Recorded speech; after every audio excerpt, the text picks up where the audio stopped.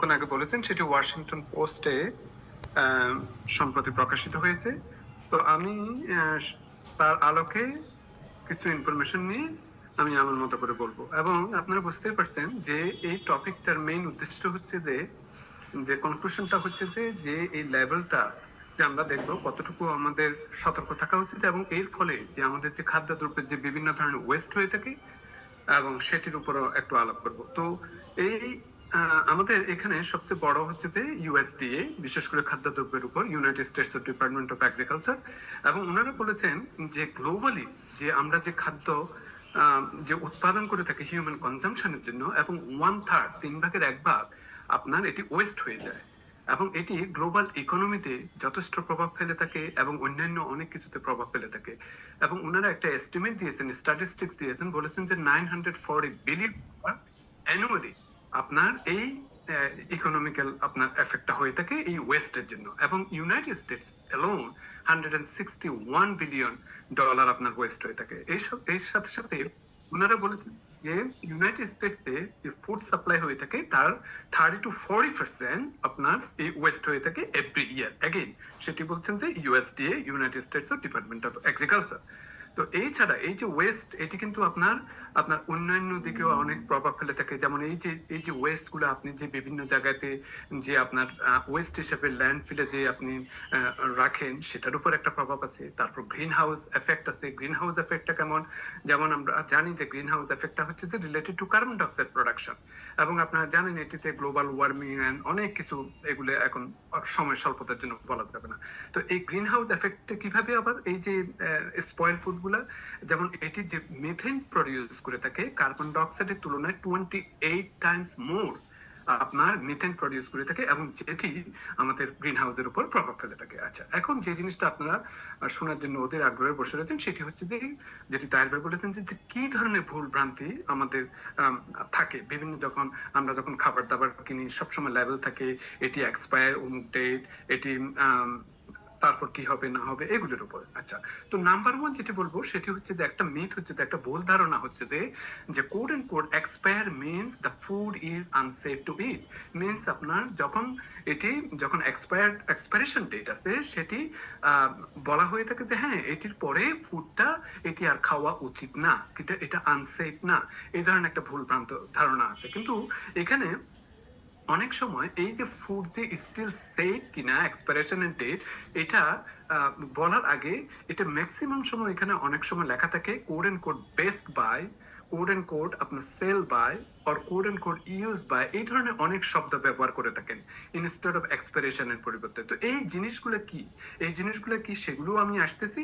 তবে maximum overall এই যে কয়েকটা শব্দ যে আমি বললাম সেটি ম্যাক্সিমাম সময় এটা ইন্ডিকেট করে আপনার কোড এন্ড কোড ঠিক কোয়ালিটি, মিন্স আপনার এই জিনিসটার কোয়ালিটি সর্বোচ্চ মাত্রা কতটুকু হতে পারে এই ডেট পর্যন্ত মধ্যে সেটি বর্ণনা দেওয়া হয়ে থাকে। এখানে কিন্তু সেফটির কথা বলা হয় না।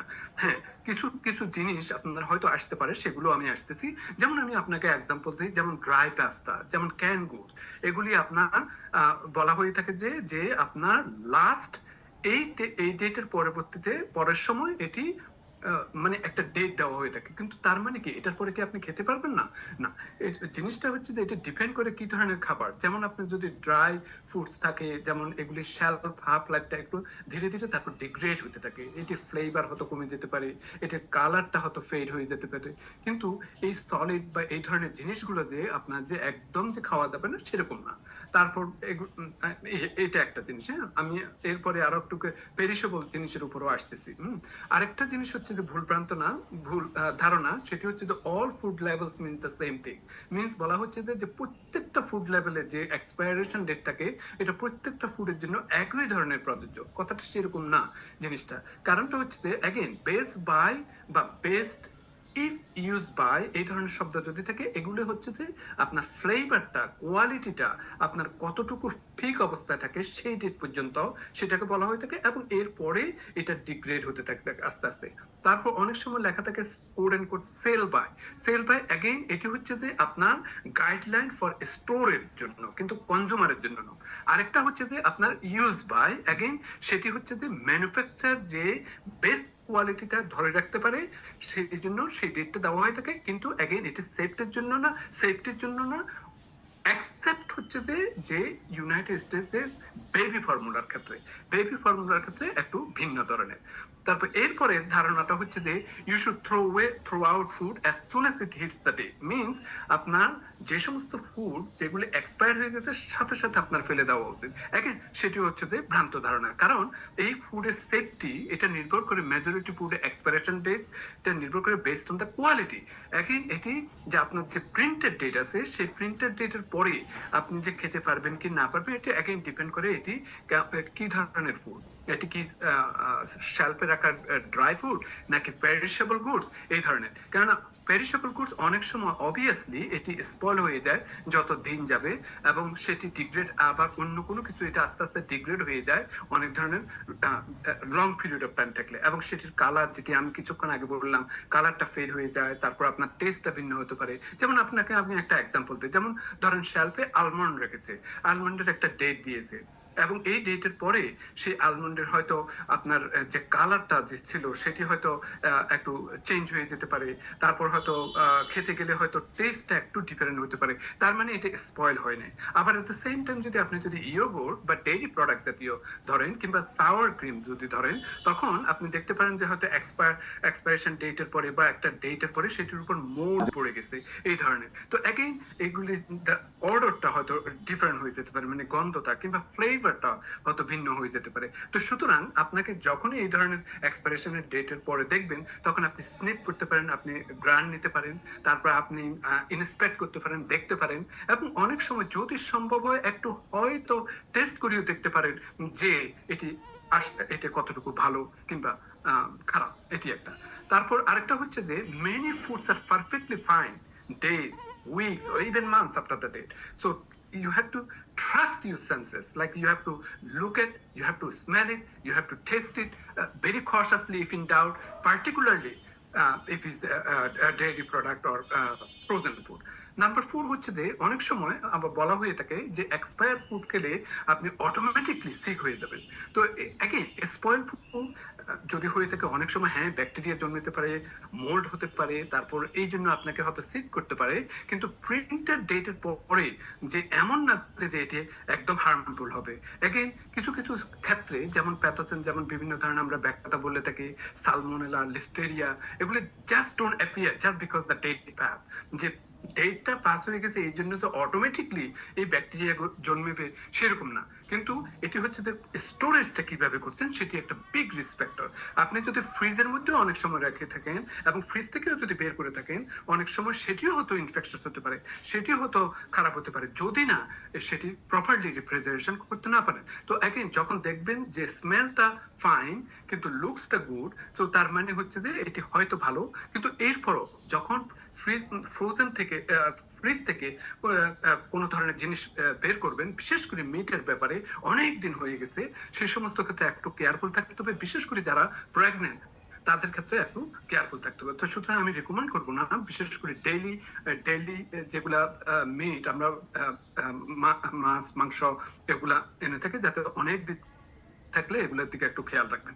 এরপর হচ্ছে যে অনেক সময় আমরা বলে থাকি যে হ্যাঁ এই দেশে তো, আমরা আমেরিকাতে আছি, food leveling is strictly regulated, হ্যাঁ এরা যে লেভেল গুলা দেয় অবশ্যই দেখে, এটাতে কোনো সন্দেহ নাই এগুলো, কিন্তু এটাও একদম ঠিক না। যে যারা ফেডারেল রেগুলেশন, কোনো এই ধরনের কোনো রেগুলেশন নাই বা স্ট্যান্ডার্ডাইজ ডাটা লেভেল নাই যে আপনার ফুড গুলিকে কতদিন হচ্ছে না হচ্ছে এইভাবে কোনো রেগুলেট করতে হবে, এটি সম্পূর্ণ ভলান্টারি। তো সুতরাং আমি এখন বলবো সেটি হচ্ছে যে আপনার self stable good last longer than you think. যতটুকু আপনি ভাবতেছেন তার থেকেও বেশি এটি আপনার ভালো থাকে। এবং বিশেষ করে ক্যান ফুডের কথা যদি আপনি বলে থাকি, অনেক সময় 5 ডেট থেকে যে ডেটটা লেখা আছে তার থেকে 1 থেকে 5 বছর পর্যন্ত এটা ভালো থাকতে পারে। তবে আপনারা একটু দেখবেন যে এটিতে কোনো রাস্ট হয়ে গেছে কিনা, মিন্স কি বলে না, মরিচিকা কিংবা ড্যান্ট হয়ে গেছে কিনা, এগুলো একটু খেয়াল রাখতে হবে। তারপর অনেক সময় পাস্তা, রাইস, তারপর ড্রাই বিন, এগুলো 1 থেকে 2 বছর পর্যন্ত ভালো থাকতে পারে। এগুলা এগেইন আমি এগুলো বলছি সব ডেটের পরের কথা। অনেক সময় হানি, সুগার, এগুলো ইনডিফিনিট শেলফ লাইফ, এগুলোতে এক্সপায়ারেশন ডেট থাকলেও তারপরেও আপনার এগুলো ভালো থাকে। তারপর স্ন্যাক্স, সিরিয়ালস, এগুলা very few weeks after the expiration date. তারপর রেফ্রিজারেশন এবং ফ্রোজেন ফুড এর বেলা যখন আপনারা এগুলি রাখবেন, সেগুলো মনে রাখতে হবে যে একটা প্রপার স্টোরেজ টেম্পারেচার থাকতে হবে, বিশেষ করে 35 to 40 ডিগ্রি কিংবা তারও নিচে। হ্যাঁ, তারপর আপনার 3 to 5 উইকস আপনার এটি আপনার ভালো থাকে beyond the peak date if you keep refrigerated. Milk and yogurt again is fine up to a week after you sell by, as long as it's a smell but taste is okay. তারপর frozen ফুডও আপনার safe indefinitely but the quality might decline. তো food সেফটির ব্যাপারে again আমি বলবো সবসময় দেখবেন, গ্রান নেবেন যে এগুলো ঠিক আছে কিনা। যদি আপনি ট্রাস্ট ইউর ইনস্টিংক্ট, যে আপনার যদি মনে করেন যে এটি ভালো, অবশ্যই হয়তো ভালো হওয়ার সম্ভাবনা আছে, এবং সবসময় প্রপারলি রেফ্রিজারেটর রাখবেন, এবং কখনো ডেটের উপর অবশ্যই একদম পারফেক্টলি সবসময় ডেট টু ডেট আপনার মনে রাখবেন না। এবং স্পেশালি বিশেষ করে যেগুলি আপনার ড্রাই জাতীয় ফুড, বিশেষ করে মিট কিংবা ল্যাপটপার কিংবা ডেইরি, এই সমস্ত জিনিসের ব্যাপারে আপনাকে একটু এক্সট্রা কশাস থাকতে হবে, যেগুলি আপনার অতি তাড়াতাড়ি আপনার যে কোনো সময় এটি প্রবলেম করতে পারে। তো অ্যাগেইন আপনার সবসময় কেয়ারফুল থাকতে হবে এবং আপনার ইনস্ট্যান্টকে জিজ্ঞেস করবেন যে এটি কতটুকু ভালো কিংবা মন্দ। জি।